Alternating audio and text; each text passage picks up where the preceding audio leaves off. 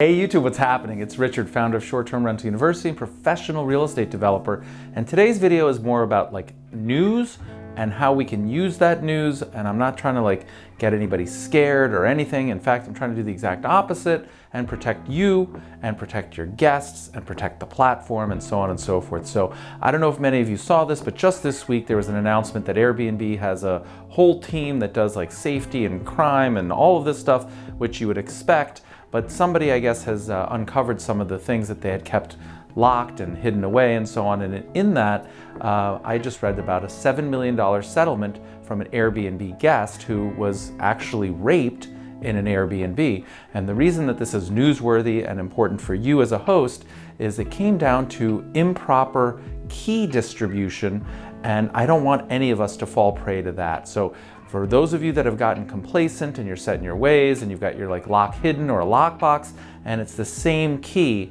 you have to take action. You have to change that key periodically, or you have to do what I think is best practice, move to an electronic lock that changes the code, which is what I do in all of my properties, after every single guest. So whatever code worked for, say, Richard on Monday does not work for Erica on Thursday, so nobody could get in. This is what the New York Post reported just a couple of days ago.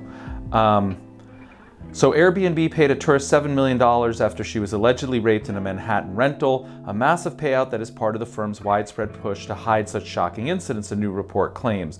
The stunning sum doled out over the previous unreported alleged crime is just a part of an estimated annual $50 million that the vacation company coughs up to pay guests in legal settlements and to cover damage to host homes, according to Bloomberg. The alleged Manhattan rape occurred early New Year's Day in 2016 after the unnamed 29-year-old Australian victim and several of her friends rented a first-floor apartment on West 37th Street, a few blocks south of Times Square, said the report published on Tuesday. The guests allegedly picked up their keys from a nearby bodega earlier that night without showing identification, then went out to a New Year's Eve's party. When the victim returned from the bar without her friends shortly after midnight, the suspect, 24-year-old Junior Lee, was allegedly hiding in the bathroom, Bloomberg reported. He is accused of pointing a kitchen knife at her and raping her, according to the outlet.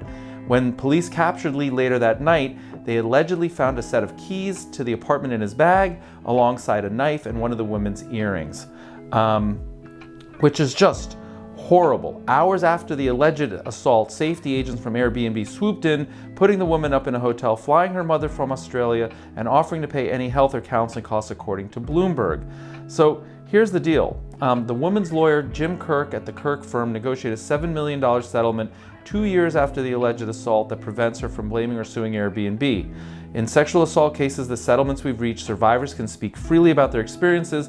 This includes the New York City case, Airbnb spokesperson said. Our safety team worked hard to support the survivor following the horrific attack.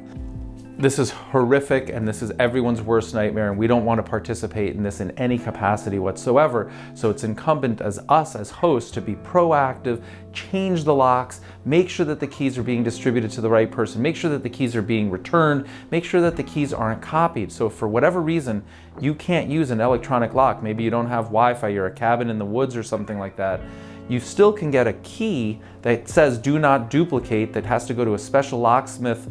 I used to have those in my apartment in New York City for exactly this reason.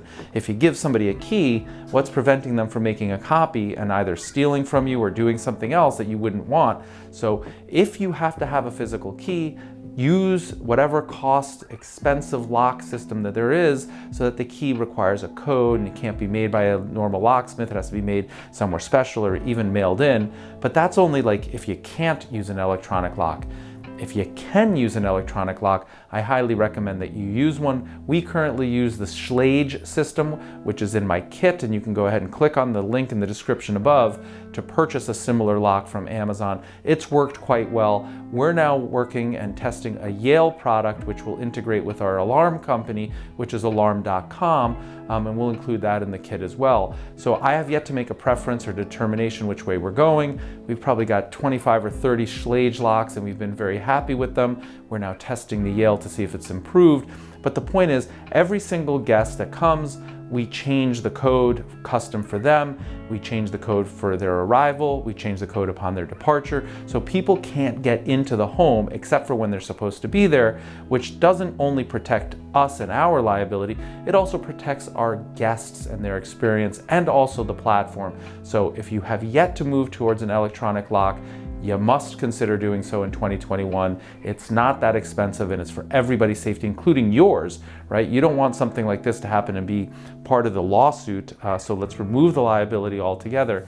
And if you can't do it for whatever reason, then you have to have a really safe, secure methodology to ensure that you're giving the key to the right person, right? This New York Post article said that they didn't even check the ID at the bodega. You can't leave it under a lock. You can't put it under a rock, and you can't have it like pick up at the neighbors. There has to be a sure method that you're giving the key to the right person. You also have to take an extra step to make sure that that key cannot be replicated or duplicated. And then 3, you have to make sure that you get the key back. So I really hate fear mongering, and this isn't about trying to make anything worse than it is. In fact, we're trying to use the past example and the terrible incident here to learn from it and prevent it from ever happening again. So please comment below, what electronic lock systems do you use? Or if you're using one of those, I think it's Medco, or the ones where you need a card, who's the manufacturer of your lock that does not duplicate? Also indicate, like, how do you make sure that the person that's picking up the key is the right person? What systems? Because again, one of the beautiful things about YouTube and this channel is we all learn from one another.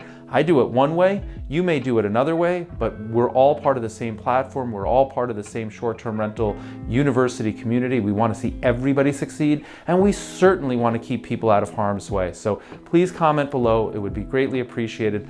Like the video, not because we like what happened, we hate what happened, but like the fact that we're going to be proactive and we're going to take steps so that this doesn't happen again, and we're going to stamp this thing out. And then please, if you haven't, subscribe to the channel. Thank you, friends. Let's go.